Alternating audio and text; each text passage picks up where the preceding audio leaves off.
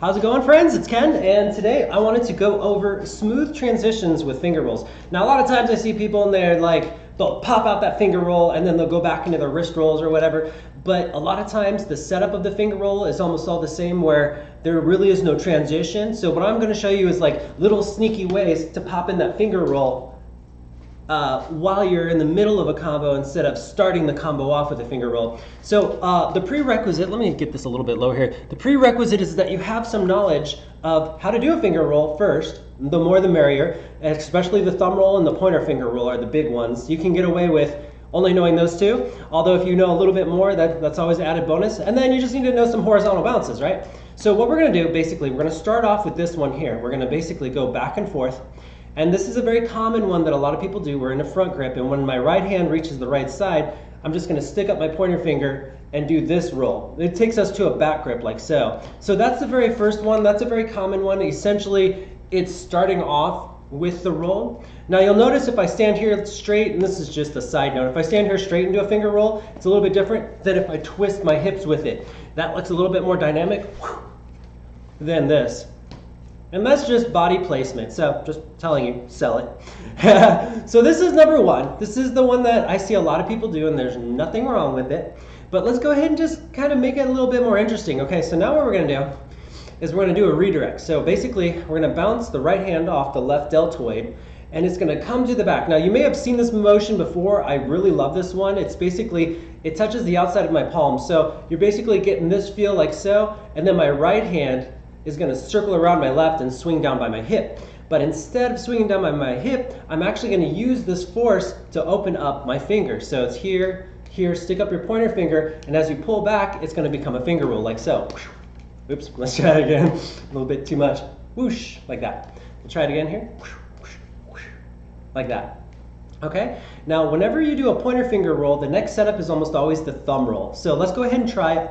Try this if you can. First, see if you can do this point. You get bonus points if you can just get this.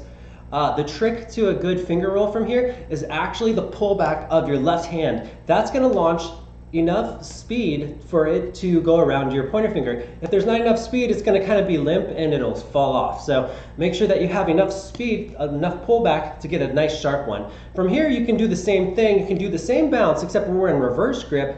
And then you're going to do the same thing, but you're going to lift your thumb up and push it forward. So now we have, let's try it. We have here, pointer finger, thumb, pointer finger, boom, boom, thumb. And that's a really neat combo, right? Let's go ahead and try another one now. Let's slash down by the side of the hip. So right now I'm trying to avoid the right side, doing the standard pointer finger from the right side. Let's do it from behind. Now we're at the left side of the hip. How do we get this through? There's two ways we can do it. One is going to be a thumb roll and one's going to be a finger roll. I like the finger roll. I find it to be really fun. It's a slightly different. What you're going to do is you're going to take your pointer finger, you're going to sneak it over to the other side like so, like that. So as you slash down by your hip, your pointer finger is on the other side as it stands. And then what you're going to do is you're going to kind of give it like an outward arc like this. So it's kind of an outward arc. And at the last second, we're going to kind of just snap it. So it's going to be like a snapping motion. That's going to give it enough speed for it to roll in an inverse position. Oh, let us continue. Okay, I'm back. And 3 hours have passed, and I am back to get more recording in. Okay, that is the life of being a busy person. So we're swinging downwards like this. We're pinching our pointer finger. We're pulling it over to the other side like this. And then as it's going upwards, we're basically going to hold our finger up, and it's going to allow, it's going to be kind of like a front to front grip. It's kind of like a front to front grip, but we're holding it like so with our pointer finger going upwards. I like this because it's inverse. It feels really cool. And at the same time, as it's rolling, when you're about ready to grab it, your hand is automatically right there. You're going to grab the chuck when it's closest towards your chest. So here, whoosh. So now we have this where we rebound it this direction. We can also go with the thumb, and we can reverse it with the finger. That's some really cool, clever ways that you can do it. You can also go with the thumb. This is more prone to drops. So let me give you a little tip on this one. So when you're coming across this side and you're going upwards, just like you were last time, you're really going to want to stick your thumb up as high and as hard as you can. You want it to be really nice and solid. If it's kind of up like this, like if it's somewhat relaxed, the more it is, the easier it is to where it's going to bounce off your hand. So make sure your thumb is really over. And as you can see, mine is kind of like this, almost like I'm going to shake someone's hand, but then my thumb goes perpendicular from where I'm at, but it's like this. So you're going to give it a nice hard spin. And you notice this one is going to be back chip. I'm going to actually catch it in a back grip formation, and it's going to be the same time. The length of the chuck when it's pointing towards my chest is when I grab it, so it's a little bit trickier. The nice thing about this motion is once you grab it and you're in a back grip, you can add a hand roll right at the end to a back to front roll. So it's grip, oops, let's try that again.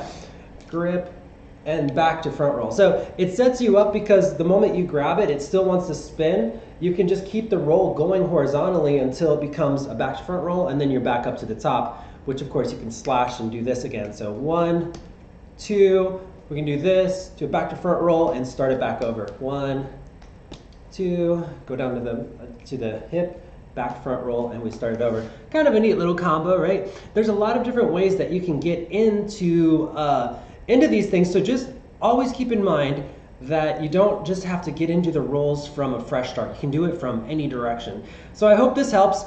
Get clever. Start working with other techniques and seeing where you can put in an extra roll. That one was from a reverse illusion roll, but I mean they can come in from anywhere. What I'd like to see is more digit rolls that happen mid-combo instead of at the very beginning of the combo. Because you see that a lot. Like you'll see a stop, we'll go straight in the combo, and there's nothing wrong with it. It looks great. But it is pretty nice to be able to sneak these things out at random times, random places. So hope this helps. And if you have any questions, give me a holler, and I will talk to y'all soon.